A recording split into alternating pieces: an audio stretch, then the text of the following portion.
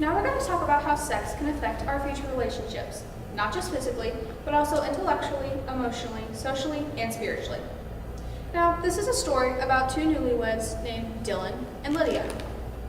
And Dylan and Lydia just left for their honeymoon. And before they left, Dylan told Lydia that he had had one past sexual partner, a girl named Nora. Now, Dylan didn't know this, but Nora had also had a previous sexual partner, a guy named Jackson.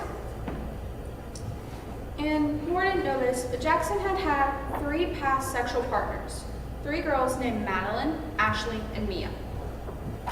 Now, we have some news for Dylan as well.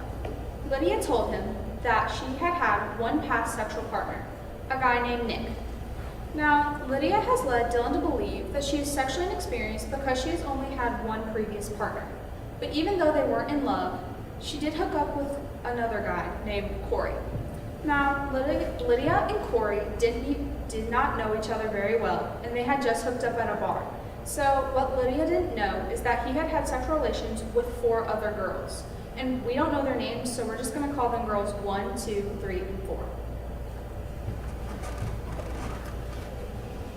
Now, let's think about the situation between Dylan and Lydia. The bed is really crowded, isn't it? Neither Dylan nor Lydia could tell the amount of partners each has had just by looking at each other, and they had no idea what they were bringing into their marriage. Now, not only are they exposed to all these people's germs, and the risk of an STI is so much higher, but think of some of the emotional baggage that could come from some of these past relationships. But what if Lydia and Dylan had made different choices? What if Dylan had never had sex with Nora?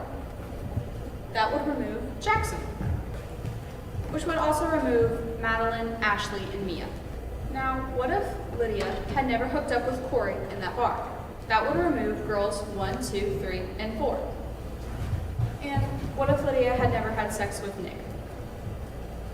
See, there is a way to avoid the situation we just saw, and that is to save sex for marriage.